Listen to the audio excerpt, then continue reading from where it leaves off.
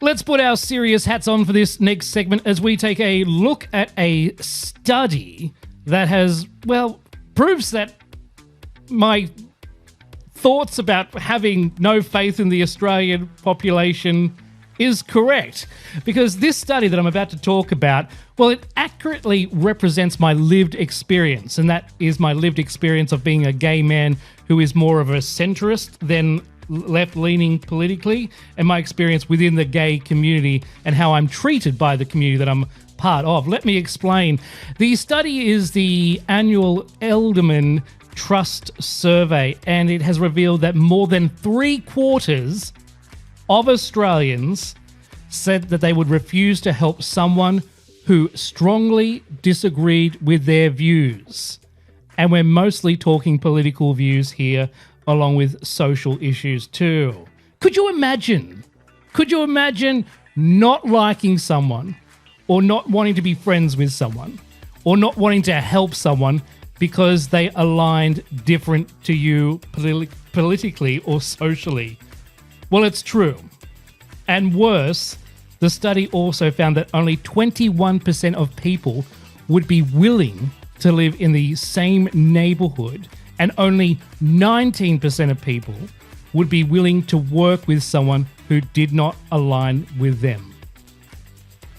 I don't know about you, but whilst politics and social issues can be a bit of a contender on what makes friends and colleagues enjoyable to work with, would you really feel that strongly against someone and openly discriminate against someone because of their political or social views? How polarizing, how narcissistic, how entitled is this sort of behavior? You know, I'm an open atheist, but because of that, I would not be friends with someone because they were religious or voted Greens or even voted no on same-sex marriage. I've got friends, I've even got family who voted no in same-sex marriage. Do I hold that against them? No. Do I judge them for that?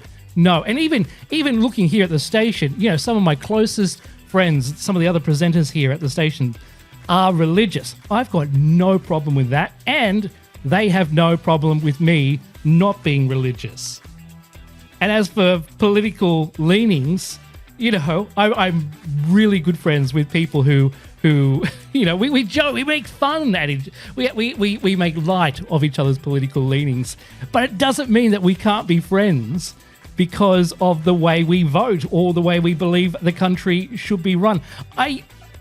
In some parts, I can't believe the results of this study, but part of me also goes, yeah, that makes sense. It makes a lot of sense. But you just know, look, just quietly, you know which side is being the more intolerant here. Because if it was someone who didn't want to work with someone because they were gay or live alongside a different minority group or didn't agree with someone politically on the right, and they were doing that against someone on the left, the Twitter mob would be all over that like a bad rash. I'm not pointing the finger, but I am pointing the finger at where this intolerance comes from.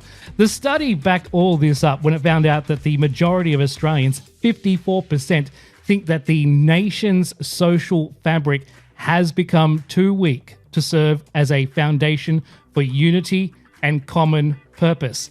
I agree with that. I would be among the 54% there, because you've just got to look at Australia Day. The day that is meant to bring us all together to celebrate what it is to be Australian, yet it divides us each year.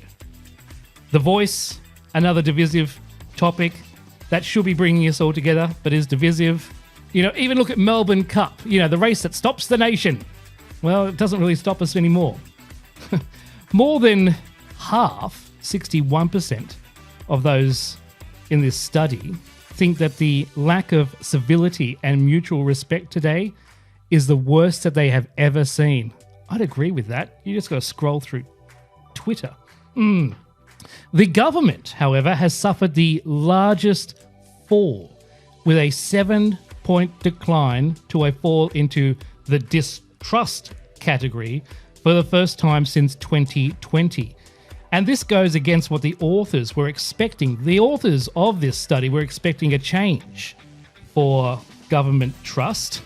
They expected the change in the federal government, the recent election to help stabilise trust levels. But it's going down. It's going down. Now, like I said at the opener, I believe all this to be true. I have suffered discrimination and hate from within my own community for not towing the line and being a card-carrying leftist. Whatever happened to judging a person based on content of character? Just because someone has a different political or social belief leaning shouldn't be the reason for not wanting to help someone or work with someone or live next to someone. It should be how we treat others. Are you a kind person? I don't know. We're becoming more and more divisive as a society and a country. And I don't like the direction we're going. But with all things, we tend to see things shift, views and the way things are done in societies. And they tend to go from extremes to extremes and then level out. I hope that as a country we are seeing an extreme leaning and that soon there is correction and we get back to some sort of normality for the sake of society. Crazy but true. The Troy Murphy Show.